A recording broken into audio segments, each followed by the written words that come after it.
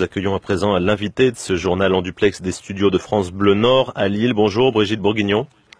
Bonjour. Et bienvenue sur France Culture. Vous êtes députée La République En Marche, présidente de la Commission des Affaires sociales à l'Assemblée. Aux premières lignes donc pour défendre cette politique sociale, ces lois de la majorité. La faiblesse du mouvement syndical d'hier, ça vous conforte dans le sens de cette réforme ? Moi, je suis toujours respectueuse du mouvement social, évidemment. Ça fait partie de la démocratie.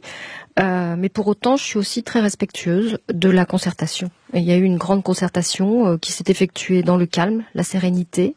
Et c'était assez innovant comme processus co-constructeur, on va dire, d'une loi.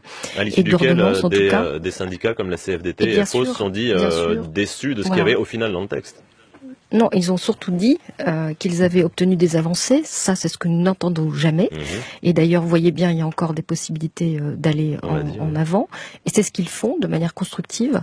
Ils ont dit eux-mêmes qu'il n'y avait pas de casse du droit du travail et que on était bien dans un dialogue social renforcé au plus près des territoires, un dialogue renforcé dans les entreprises, là où justement on ne parlait pas suffisamment de dialogue social dans les TPE, les PME. On le fait aller jusque-là, ce droit social. Et donc moi je trouve au contraire qu'on était arrivé à quelque chose d'équilibré, d'ajusté. Et qu'il y a deux types finalement d'opposition à ces ordonnances. Vous le voyez bien. On va parler justement du deuxième type d'opposition, une question de Sophie Delpont du service politique. Oui, bonjour Brigitte Bourguignon.